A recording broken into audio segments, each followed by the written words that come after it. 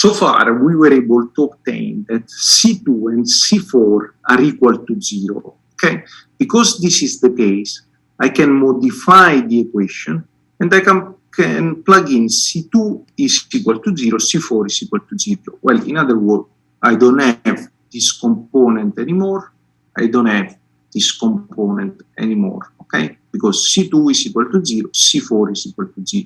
The equation that I need to work with will be phi is equal to C1 sine beta, okay? This is function of x, plus C3 sine hyperbolic of beta, okay? On the following slide, I need to be playing with this equation only. Now, so far we have studied the boundary conditions at x is equal to 0. The displacement here is equal to 0. The moment here is equal to 0.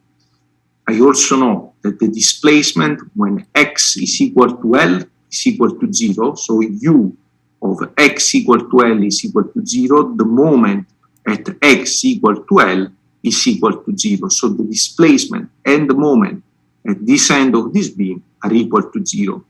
And therefore, in this equation now, I need to plug in L. I need to plug in L.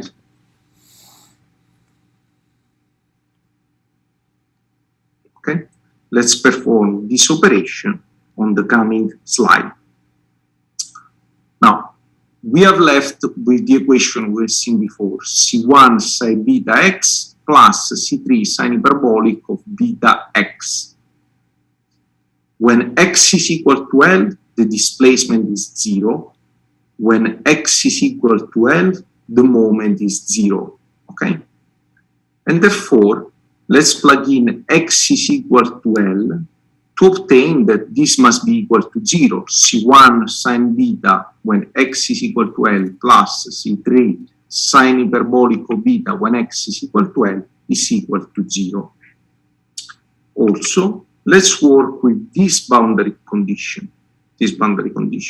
I know that the moment is the second derivative of the displacement, meaning the curvature times the stiffness. Okay?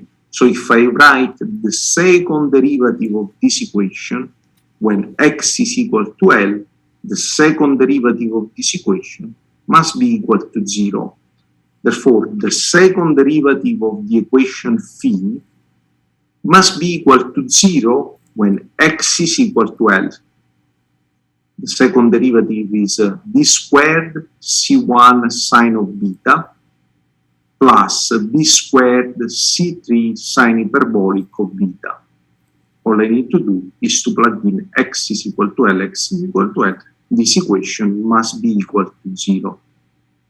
Now, if I divide this equation times beta squared, I will get that 2C3 sine hyperbolic of beta when x is equal to L is equal to 0. This is the equation that I get.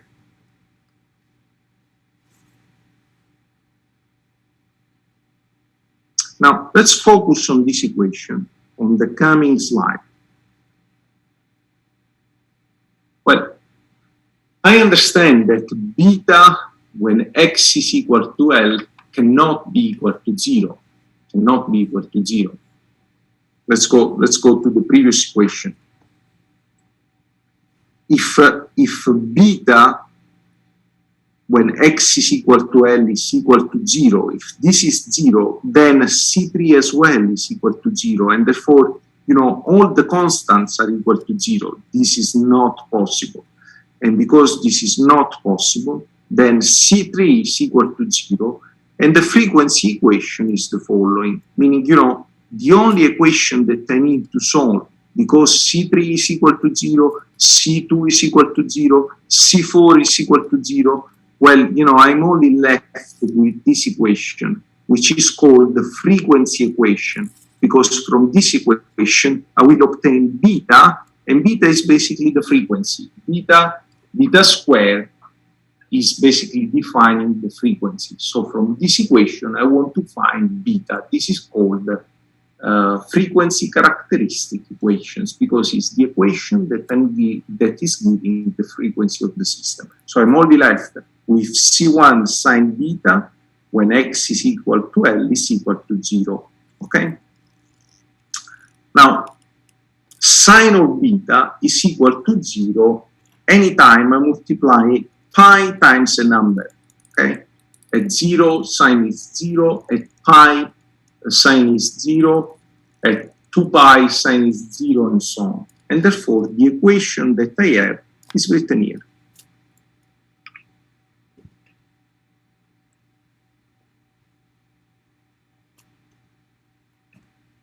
Now, I can solve the characteristic equation and I can find the different frequencies, omega 1, omega 2, omega 3, omega 4, and omega 5.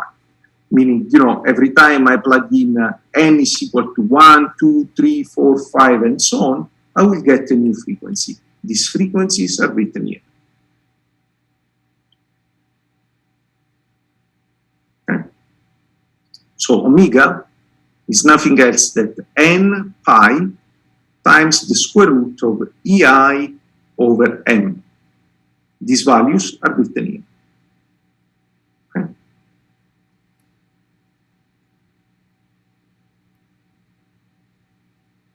All these values are written here. Now, the equation which instead is defining how the motion is changing along the shape of the structure is the following. Well, because, C2, C3, and C4, they were all equal to 0. So I'm only left with C1, which is multiplying sine of n pi x divided by L. So the equation, the mode shape, if you wish, is defined by this equation here. Okay? And therefore, I was able to obtain the frequencies of the structure.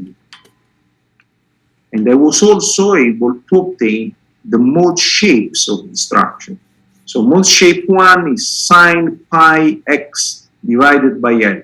If I plot it, this is mode shape 1. Mode shape 2 is sine 2 pi x divided by L. If I plot it, this is the second mode shape. The third mode shape is sine 3 pi x divided by L. If I plot it, this is the third mode shape. It's interesting to observe that in mode shape 1, I don't have nodes. In mode shape 2, I have one node. In mode shape 3, I have two nodes. So this is the same result that we were able to obtain for multi-degree of freedom systems. Now, clearly, the same procedure could be applied to other structures. So, for instance, to the cantilever here.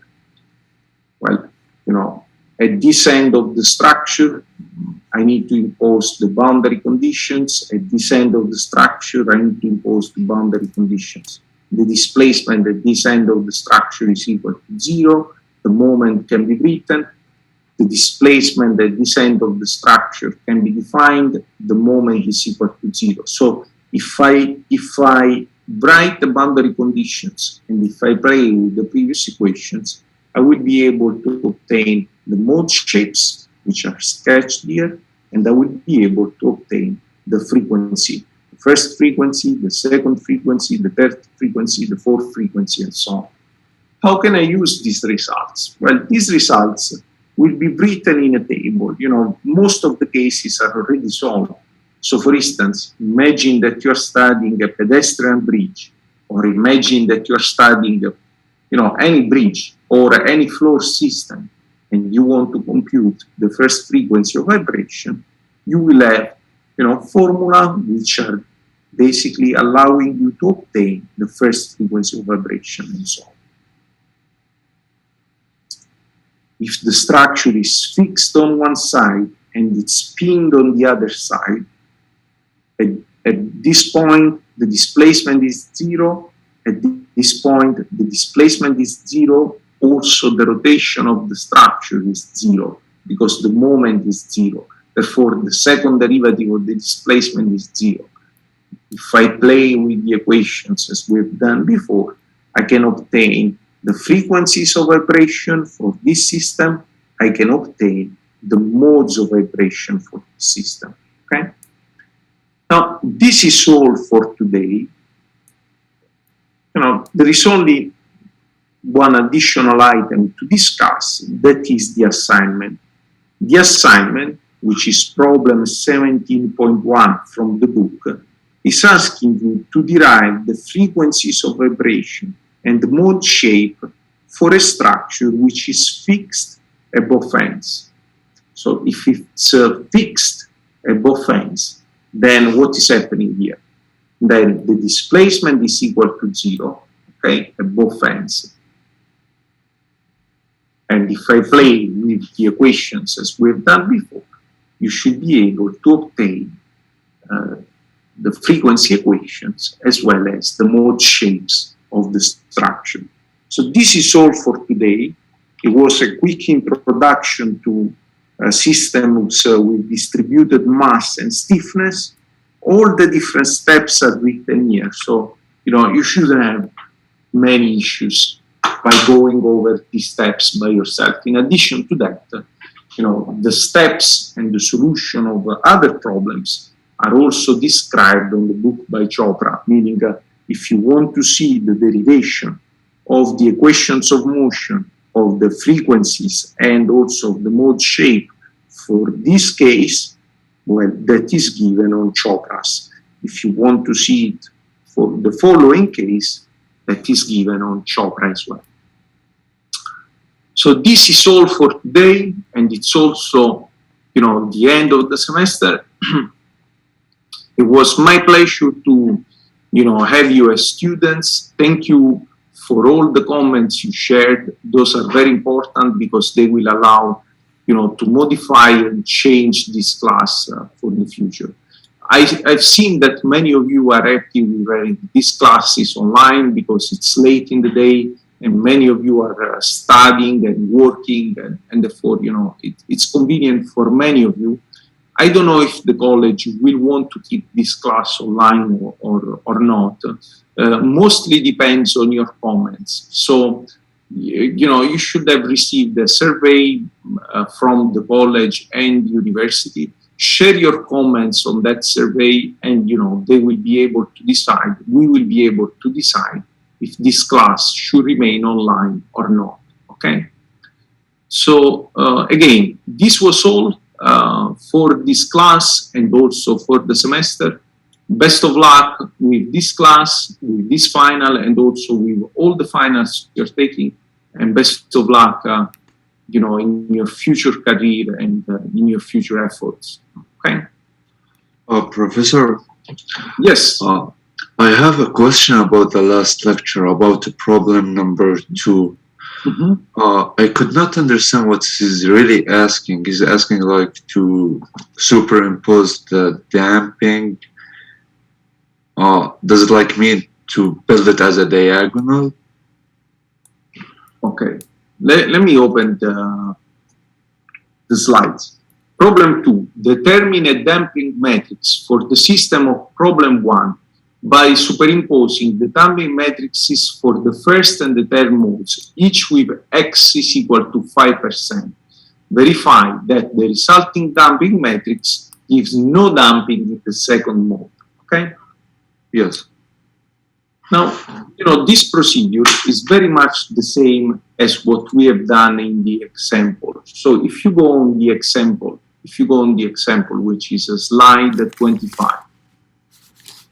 So in this example, all you need to do really is to see you have two constants, A0 and A1. These two constants are functions of two frequencies. The frequencies that you need to input here, Wi and Wj, are what? Are the frequency of the first mode and the third mode. So, all you need to do is input instead of Wi and Wj, the frequency of the first mode and the frequency of the third mode. With regards to C, you need to input 5%. These two, if you input these values, you will have a value for A0 and a value for A1. Okay, using these values, you will be able to obtain C, the damping matrix. Now, if you compute what is the value of damping for the second mode of vibration, that value should be equal to 0 or close to 0, should be a low value. Do you compute it using the sine n is equal A0 over 2 omega n plus A1 over 2 omega n? Because we did that. A1 divided by 2 times omega n. Yes. Yes. Oh, but we did that in the problem 1. It was asking about this. So, but you know, the problem is different, right? No, it's the same problem, I thought. No, you know, the properties are given in figure. No, it's, you know, it's the property. He's asking to use us the same problem from problem number 1. Okay. Well, you know, then I assigned the same problem twice. I didn't even notice because, you know, what I did maybe is to take this problem from one set of slides and the other problem for another set of slides. So, you know, then there is no action. Okay, I see. I just was confused about that. Also, about this lecture is not included in the final, right? Well, you know, only the concept, if you wish. Meaning, you have a good point. Because you are asking, I will not include it in the final.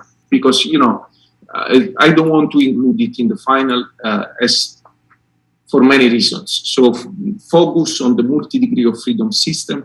Maybe, you know, there could be a question, say, for instance, sketch the mode shape of a simply supported beam. The first mode shape of a simply supported beam. Well, in that case, you don't need to, you know, do any solution. You know that, meaning, you know, if the beam is, say, it's fixed at both ends, and, you know, the displacement and the rotation here must be 0. The displacement and the rotation here must be 0. The mode shape can only be this one, the first mode shape. But, you know, not even these questions, meaning that, no, you will not find it, but, you know, work on the assignment. Okay, I see. Thank you very much. Okay. Okay. Okay. This is all. And again, best of luck. And I will see you around. Bye all.